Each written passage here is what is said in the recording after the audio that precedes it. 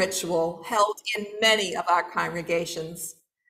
It's usually held as a homecoming service at the end of summer as the congregational year moves back into full motion after a summer slowing of programs and commitments.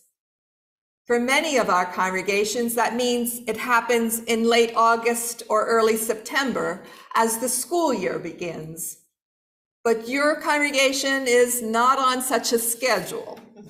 I was advised by members that a better time to hold the water communion homecoming service here would be in November, when most of the snowbirds had returned and members were winding down their summer travels to friends in more northern climes. The water communion is young as far as rituals go. It was first used in 1980. A page on our Unitarian Universalist Association website says, in 1980, two Unitarian Universalist women, Carolyn McDade and Lucille Shuck Longview, were asked to create a worship service for the Women and Religion Continental Convocation of Unitarian Universalists.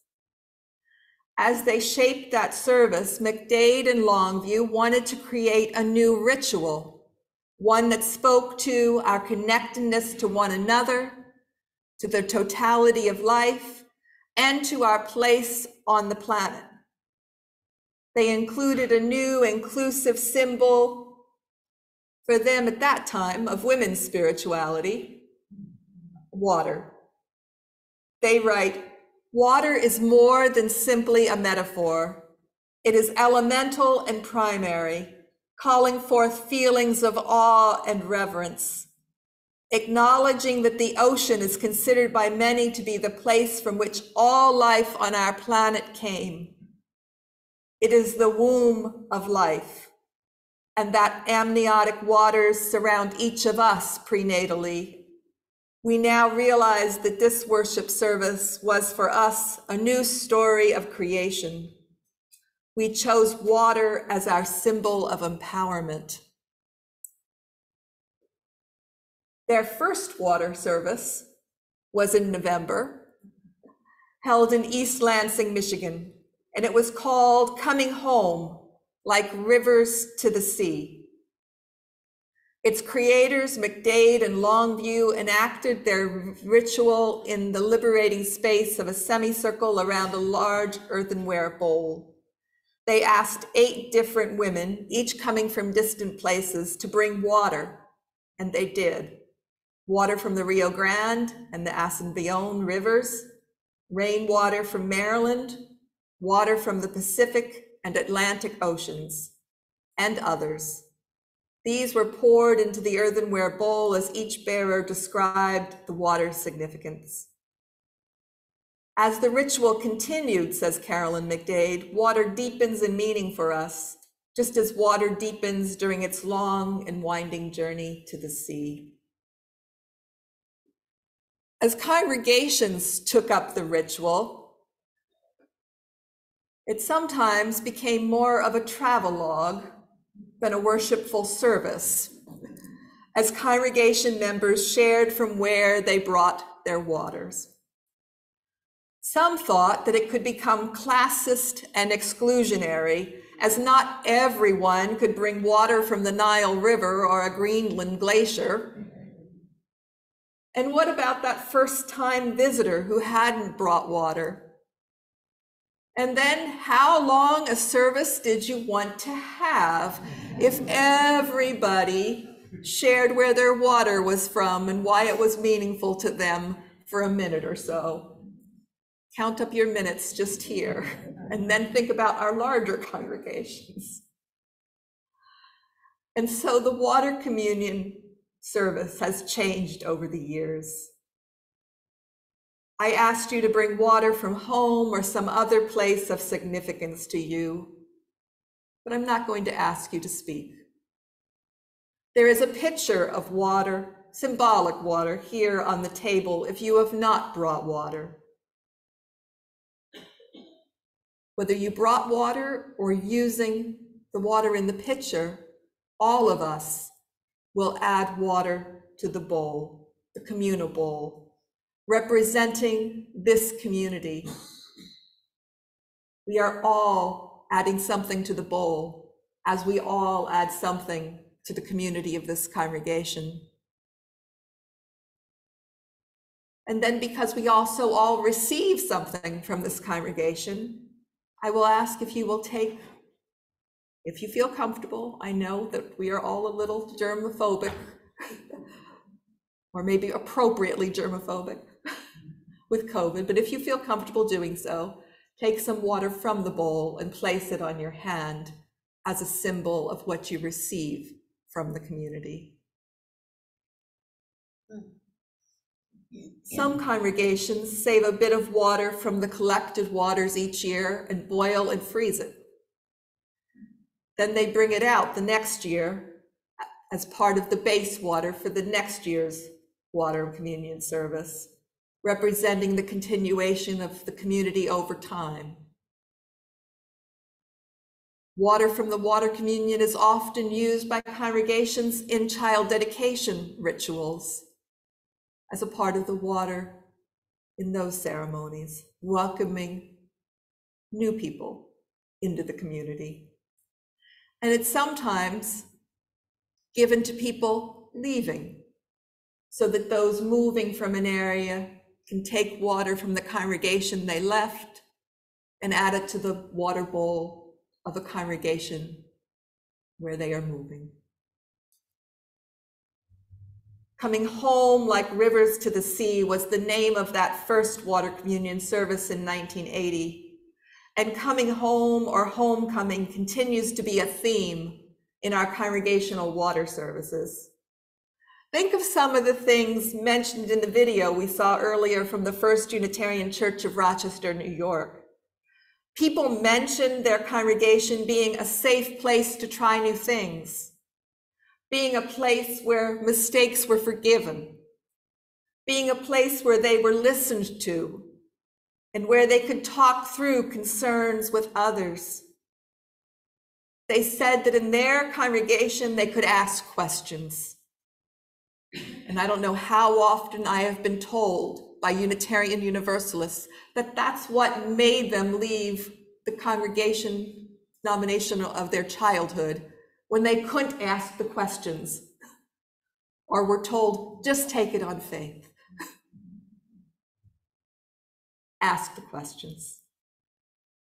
And then they also said that they could work with others to make the world a better place. I think I have shared with you a piece from Unitarian Universalist minister Jane Rzepka before. Or maybe I've only shared it at Tri-UU, I don't know anymore. But I share it now, or I share it again. She wrote of her childhood congregation. I grew up in one of those Unitarian fellowships in the Midwest, and that little religious community really left its mark on me. For one thing, the grown-ups there believed we ought to use our heads. They encouraged us to ponder the big questions of beginnings and endings and anger and love and what was before and what comes next and what helps and what hinders. They thought we were smart kids. They listened to our ideas. We believed we were good thinkers. Now, of course, I know that the use of reason is a cornerstone of our long religious heritage. But then I just thought it was the way we did things at the Unitarian Church. And then in another mode, we planted daffodils. We looked at the stars. We searched for guppies. We held a worship service at the river. These days, we call it spirituality, I suppose, or earth-centered religion. But then we called it miracle and wonder. And that rootedness is in my blood as a Unitarian. Finally, back then, we children knew that we were part of a congregation that loved us. They taught us Sunday school. They doled out the cookies at coffee hour. They chaperoned the youth group. They wanted to know what we would do after graduation. They wrung their hands, they clapped their hands for us, for one another. Now we call it community. Now we call it connection. But for me back then, it was just Unitarianism. Today, of course, it is Unitarian Universalism. But hopefully, as her little Midwestern Unitarian community offered her a spiritual home, so may our congregation be that kind of home for us and for all who may still walk through these doors.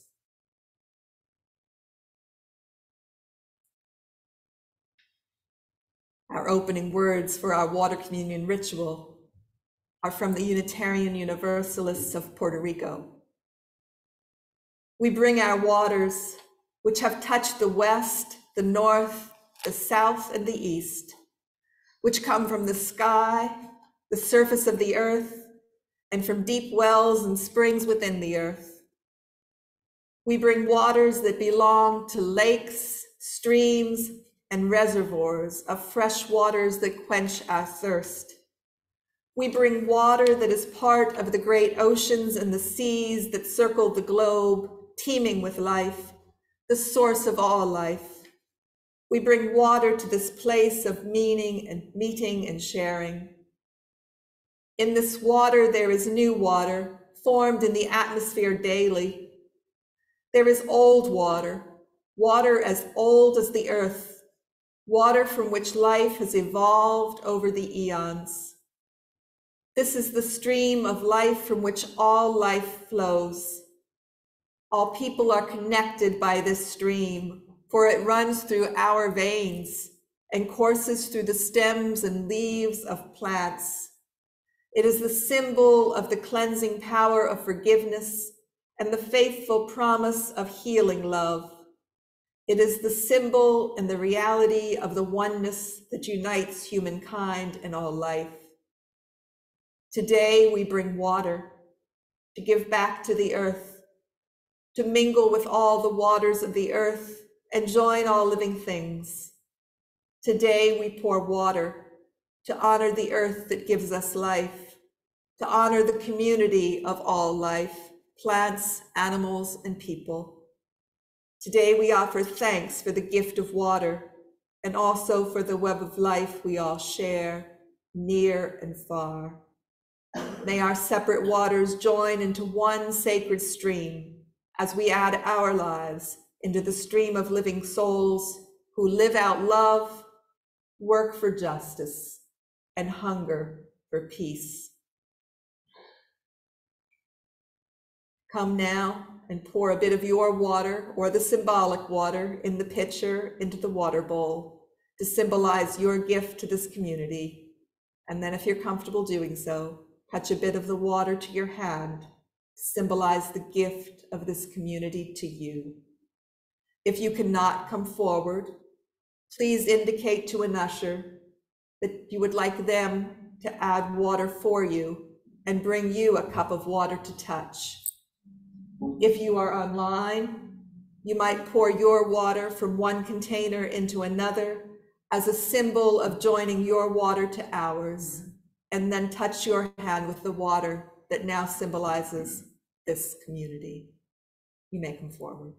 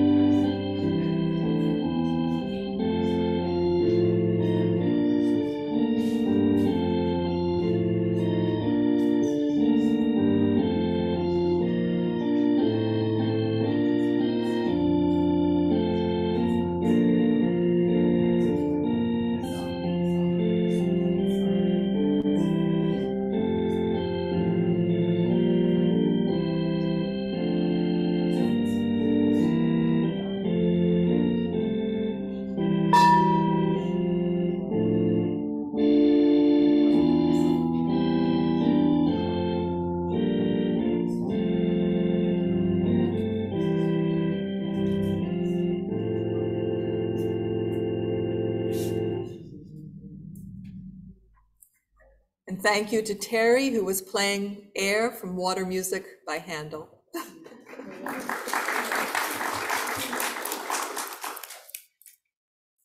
We have shared our waters, water that touches every shore and nourishes every race of people. In doing so, we dedicate our lives and thought to the good of all humankind and to our own true growing. Blessed ones, with this water, ancient symbol of the purity and ever newness of our spirits, we welcome one another in faith into the ever widening circle of our love.